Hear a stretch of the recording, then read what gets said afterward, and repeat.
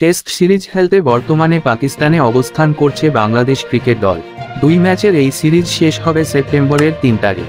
Pakistan series শেষের পরপরই ভারতের বিপক্ষে সিরিজের জন্য প্রস্তুত হতে হবে নাজমুল হোসেন শান্তর দলকে। সেখানে টেস্ট ও টি-20 সিরিজ খেলবে তারা। তবে ভারতের বিপক্ষে টি-20 সিরিজের একটি ম্যাচের ভেন্যুতে পরিবর্তন এনেছে বিসিসিআই। পূর্বের সূচি অনুযায়ী 6 অক্টোবর সিরিজের প্রথম টি-20 ম্যাচটি হওয়ার কথা ছিল ধর্মশালায়, কিন্তু ধর্মশালার স্টেডিয়ামের ড্রেসিং রুম সংস্কারের কাজ করছে হিমাচল প্রদেশ ক্রিকেট অ্যাসোসিয়েশন, যার কারণেই সিরিজের প্রথম ম্যাচের ভেন্যু পাল্টানোর সিদ্ধান্ত নিয়েছে BCCI.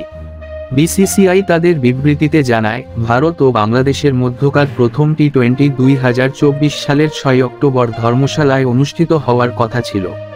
Himachal Pradesh cricket association dressing রুমে সংস্কার ও উন্নয়ন কাজ চালানোয় ম্যাচটি গোয়ালিয়রে অনুষ্ঠিত হবে।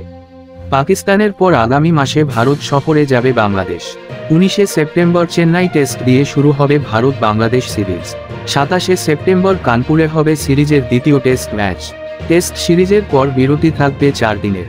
6 অক্টোবর গোয়ালিয়রে সিরিজের প্রথম টি-20 ম্যাচে মাঠে নামবে বাংলাদেশ ভারত।